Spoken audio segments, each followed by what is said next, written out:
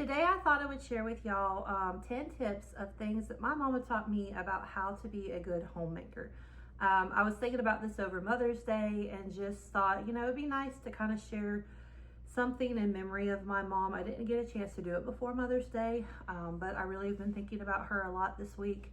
And also just thought maybe this would be helpful to somebody. If it is, that would be wonderful. And I'm not in any way saying that anybody that watches my channel doesn't know how to keep their home. I just thought it would be kind of nice to share with y'all some things that my mama taught me about how to be a good homemaker. So my number one tip that I learned from my mother was to always start your day in God's word and in prayer. There's not a day growing up that I did not see my mama read her Bible and pray, and I heard her call out my name and my siblings' name and others every single morning that I was a child in my teenage years. And even some of my adult years, because I didn't get married until I was 23. So every day I saw my mama spend time with the Lord before she started her day. And I understand as busy moms, sometimes we can't always fit it in the morning, but it is super helpful. When I've learned in my own life as a mother that my day goes so much smoother when I start my day with Him. I know, like I said, that doesn't always happen. But I really do try to make it priority to spend time in my Bible and in prayer before I start my day, because I can tell how much better my day goes, how much easier it is to deal with things that arise, as being a mom when I've started my day right. So that would be my number one tip, is just start your day with the Lord and in His Word and fellowshipping with Him. And that would just be the first thing that I would try to do every day to get my day started. And then for my second tip of things that I learned from my mother growing up about being a good homemaker was to always make your bed. I hated it as a kid because I was like, every kid says this probably to their parent, why do I need to make my bed? I'm just going to get back in it again tonight. But in all reality, yes, that's true. But if we did that with every aspect of our lives, things would fall apart pretty quickly. Your house would be extremely messy if you didn't clean it up, because it's just going to get dirty again. You wouldn't have nothing to eat, because if you fed them once, you're just going to have to feed them again. And so in every aspect of your life, that's going to be the case. So you might as well go ahead and start with your bed and get it made. And I have found over the years that when I make my bed, I feel like I'm more productive. My day is more productive. I just kind of start with my bed and work my way into doing other projects throughout the day that I maybe didn't want to do, but making my bed just helped me get that motivation to get going and do the things I needed to do. My third tip would be to put your house to bed every night before you go to sleep. I'll tell you, it is so much easier to wake up in the morning when you've got to get kids off to school and you've got to pack lunches and make breakfast, when you can come in and have a clean kitchen.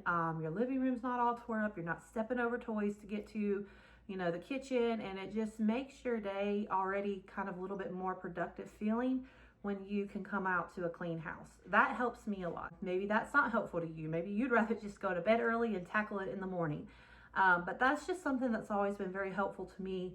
And it doesn't happen every night. I'm not perfect. There's a lot of nights where I feel that way and I'm just like, I just want to go to bed. I've been cleaning all day and I don't want to clean before I can go to bed. But some of the things that I do to kind of help me with that is kind of try to keep up with it throughout the day. There's a lot of times at the end of the day, the only thing that really needs picked up is like my living room, where we've been hanging out together as a family. And like maybe I need to switch over a load of laundry and put it in the dryer or something like that. But just kind of make sure everything is in order for the most part before I go to bed. So that way, when I wake up in the morning, it just helps me to have a little bit more of a head start on my day when I've already done those things. Some of the ways that I do that is I try to make sure I run my dishwasher every night, even if it's not completely full, so that I can wake up in the morning and I can have my sons usually unload the dishwasher, and then I can go ahead and load the dishwasher and start like from breakfast. Throw breakfast dishes in the dishwasher. I can throw lunch dishes in the dishwasher. And then by the end of the day, I don't have a sink full of dirty dishes. I've been slowly adding them to the dishwasher throughout the day.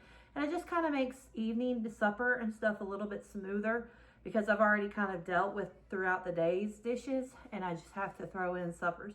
And of course I have dishes that I don't put in my dishwasher, so I'll have to hand wash a few of those, but I also try to do that throughout the day. Doing my dishwasher before I go to bed doesn't always happen, but it is super helpful when I do.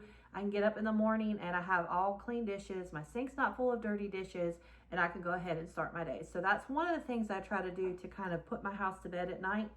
And also, like I said, I usually try to clean up my living room, because that's the first thing I see when I walk out of my room is my living room. And I don't know why, but it just kind of makes me drag and feel like I'm not accomplishing things when I get up in the morning and I've got to clean my living room first off before I can even, like, I don't know. It's just how my brain works. I like to have things neat and orderly around me while I'm working, and it helps me to just kind of keep it that way if I do that. So I would definitely recommend putting your house to bed. That's something my mama always taught us. She always said, you know, try to make sure your room's cleaned up before you go to bed.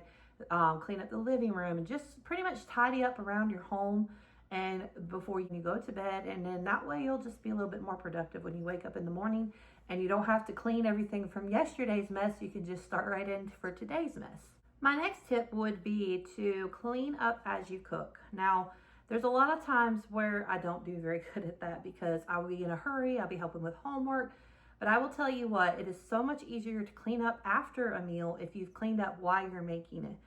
The cleanup is not near as long as if you're getting out things to, you know, make like muffins or something. You get flour and sugar and all that. As soon as you're done, put it away. Don't leave it sitting on the counter. Just kind of put things away and clean up as you go. Wipe off the counters and things like that as you go. And then when you're done and, you know, you've made your meal after supper or lunch or breakfast, whatever, all you've got to do is clean up from where everybody ate. You don't have to clean up the mess of making it plus the mess that was made while they ate it. It just has been helpful for me to do that because, like I said, my mother raised me to do that. She raised us to clean as we were going, and then that way we just didn't have as big of a mess to clean up when we were done. And along with that tip, I would say whenever you're making a meal, clean it up afterwards. Just don't go sit down on the couch and you know, get watching a show or something and be like, oh well, I'll get to it later, and then you don't get to it later. I've done this before. You wake up in the morning and you've got to start breakfast and your kitchen's a total wreck, and you've got to put another, you know, make another big mess to make breakfast, and it makes your day not feel very productive at all. It makes your day already feel like you're behind, and it's so helpful when you actually clean up after each meal. Our next tip is to meal plan. Now, I know a lot of people don't want to do that necessarily, and, you know, to each their own. But for myself, I just feel like I do better at making meals if I've kind of got everything already figured out. Grocery shop for that meal. I have the ingredients that I need for that meal, and I just kind of already know what I'm doing. It just makes my day go smoother. And I know that that's something that my mama did growing up. My mama taught me at a young age to do, is to kind of plan out your meals. And also, when you get up in the morning, go ahead and figure out what you're making that day. Look on your meal plan for that day and say, okay, hey, I'm gonna make hamburgers tonight. I need to lay out the hamburger. And so it's just easier to go ahead, especially if you have to thaw out meat for your supper, go ahead and lay it out when you get up in the morning, and then you're already started out your day by knowing what you're doing and kind of heading that way. And also, I would recommend when you're doing your meal planning to plan out some simpler meals, like meals that you know you can throw together pretty quickly for some busy nights. That way you're not tempted to go out to eat and just, you know, go out and get takeout or whatever. That wasn't an option when I was growing up. We didn't live near anything to be able to go out to eat. So that was never really an option for my mother. So I guess that's why I just learned at a young age to just prepare well, so that you knew what you were cooking and you had the ingredients already thawed out, and like the meat thawed out for what you needed, and you had all the ingredients for what you had. Because it wasn't like, oh, we forgot this ingredient, we can just drive down the road and get it. Well, there wasn't really anything near us that we could do that, and we definitely couldn't get takeout. So that was really never an option for us. But as for mother and myself, we live like 10 minutes from town. So there's a lot of times where if I don't plan well, we will end up and just go out and get something to eat. That's on me, because I really should have planned out better so that we didn't have to do that.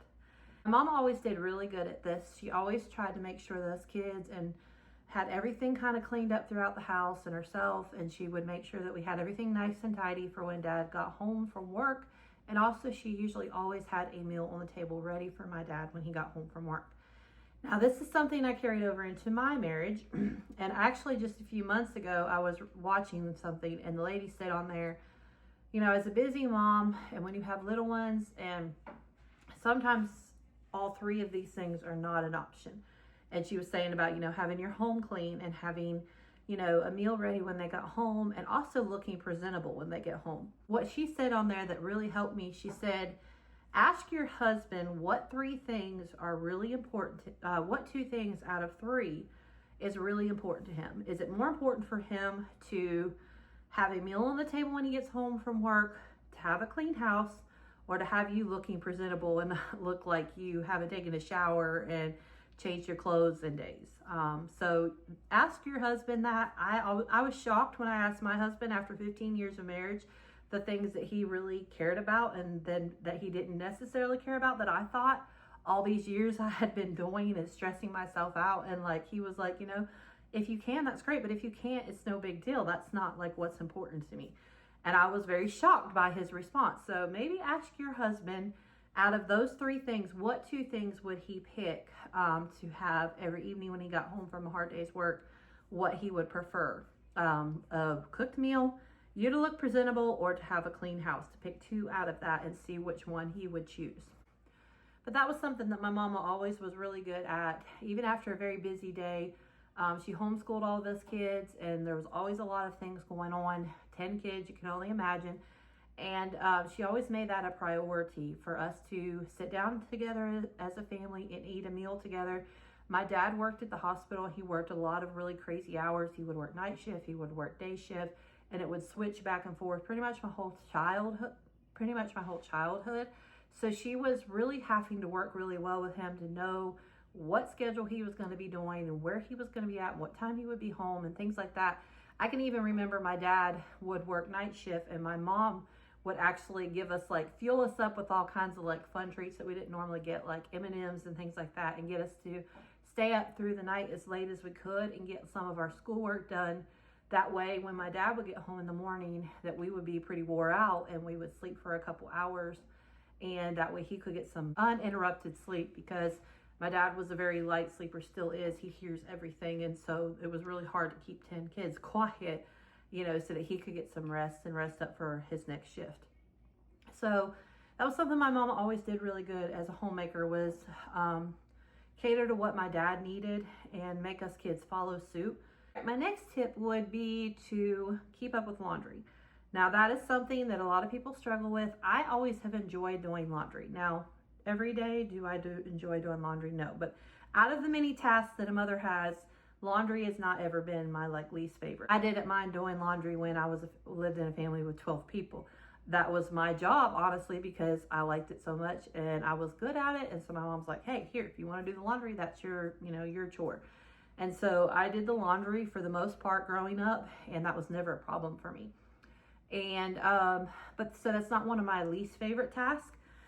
But I have learned, after being married for almost 15 years, that I've learned what works best for me.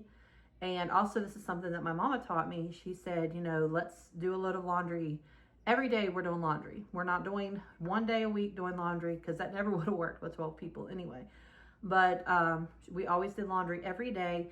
And what laundry we washed would get folded and would get put away in the same day. We never were allowed to just like throw a basket somewhere and then deal with it later. We were never allowed to do that. It was, okay, if the loads of laundry is in the dryer, fold it, put it away. We're done. We're not going to pile it up till we have 10 loads of laundry. We got to fold and put away. Just something I've carried over into my homemaking, is try to do a load of laundry every day. And that load of laundry, if I don't get 2 or 3 loads of laundry done, that's not what's important. It's important that I get 1 load of laundry done, I fold it, I put it away, it's done. And then if I have more time and I'm able to do another load of laundry, great. Then I kind of keep up with it a lot better. I have found that by doing that, I have been able to keep up with my laundry, and I don't have 4 and 5 loads of dirty laundry sitting around. I don't have 4 or 5 baskets of clean laundry sitting around that needs folded and put away. I've just learned to do that. One of my tricks that I've learned, and this is something also that my mama taught me, was to go ahead and fold it in the laundry room. If you have the space to do it, fold it right there in the laundry room as you're taking it out of the dryer and go put it away. That just always worked well for us. Like I said, it's a large family. There was always laundry that needed done, but we didn't have a bunch of laundry just sitting around, not put where it needed to go. And also, we were taught at a young age to put our own laundry away and stuff like that. And so that's super helpful when you teach your kids to do those things as well, so that it's not all one mom. My next tip would be to declutter often. We have done that. Usually I try to declutter as much as possible. I have a trash bag that I keep in my office, and I put stuff in there constantly. As soon as it's full, I take it off to our local thrift store and donate it. If it's stuff that I know I can donate, or if it's stuff that's just trash and it's tore up, it just goes in the garbage. But that's just something I've tried to do, and that's something my mom always, with 12 people in one home, which we didn't have like a really huge home or anything. That's just something my mom always did, was every, few weeks, if things were starting to look really cluttered, or if our closets were full, but there was stuff in there we couldn't even wear anymore, we would go in and just declutter and kind of get through stuff. And then also something that she did growing up was she did toy rotation, where we didn't have all of our toys out in one place. She would store some in my grandparents' garage, and then we would switch them out every couple of months, which was great because it felt like we got all new toys when really they were just the same toys we'd had, but we just switched them out. And so that's something that she always did. Now, I didn't do that as much with my kids because I learned real quickly that my kids had certain toys they liked to play with anyway. And if there was things that they didn't play with for months when they would go, especially when we moved to this house, we have a pretty decent size upstairs, and so that kind of became their toy room. So I didn't have to have toys in their bedrooms anymore. And so I would often just go through, and if the stuff I noticed that they weren't playing with anymore, I would just go ahead and get rid of it. I wouldn't just rotate it. When they were smaller, they didn't really like to go upstairs that much, so by themselves. So I would bring some stuff down into our living room, and they would play with that, and then I would kind of rotate it out every couple months and put stuff upstairs, which they would go upstairs and play, but not very often. Not as often as they would play like out in our living room and stuff. So I would kind of rotate the toys out, but not as much as my mom did. Of course, having 10 kids, that was a pretty large toy rotation, and trying to keep up. And a lot of things we shared, my sisters and I would just share. Like, we did have our own each individual things, but like we didn't have multiples of the same. Like if we each had our own baby doll, but then we would kind of share the same clothes and things like that for our baby dolls, and just kind of try to keep on top of it. If you can keep on top of it, it'll really make your life feel a little less cluttered. Honestly, that's how mine is. If I have an area, which I have a couple right now that I need to deal with, that are really cluttered and just not organized, and I'm not even sure what's in there, it just kind of, it fills the space in my brain of, okay, I need to do this, and I keep, like, put it off and stuff. It kind of stresses me out. A lot of clutter and a lot of mess does. If it's something I can't see, I'm pretty good like taking it out of my mind. But if it's stuff that I can see every day, if it's in an area that we're at every single day, you can guarantee it's going to get dealt with, because I'm not going to be able to handle it. But if it's something in an area where I'm not very often, I can tend to forget it.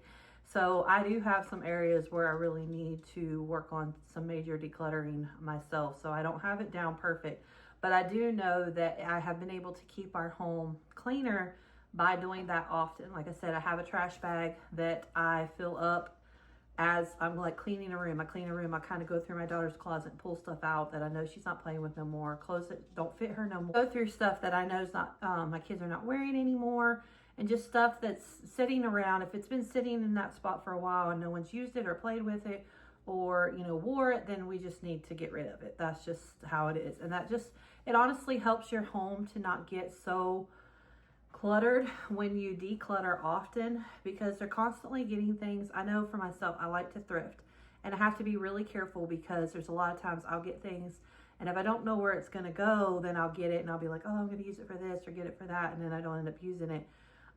When I do thrift, I really try hard to, if I'm bringing items into my home, I'm taking some out as well. I'm not just continually piling up stuff.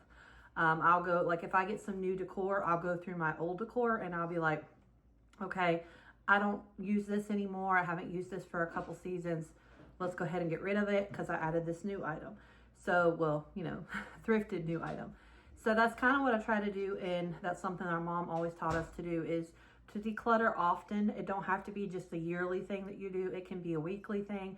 When you're doing your normal cleaning, if you see some things that are just not, there's no spots for them, people are not using them, just go ahead and get rid of them and pass them on to someone else who maybe could use them. Since it's starting to get pretty hot, that will probably be something that we're going to be doing on this channel, is a lot of decluttering and trying to get things organized.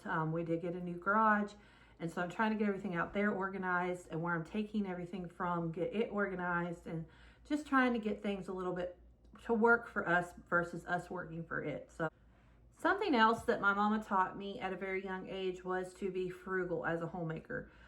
Whether that be in your grocery budget, whether that be in buying clothes for your family, buying things for your home, to be frugal. Think through what you're buying. Don't just go buy it because you need it or you have the extra money. Try to be frugal and smart with the money that God's given you, and do well with that. And also, like my mom always taught us, to go thrifting, use stuff secondhand, go, yard selling and things like that. As a big family, we did that a lot.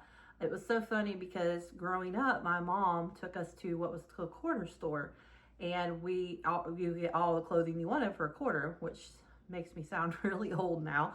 But yeah, you could get whatever you wanted for a quarter.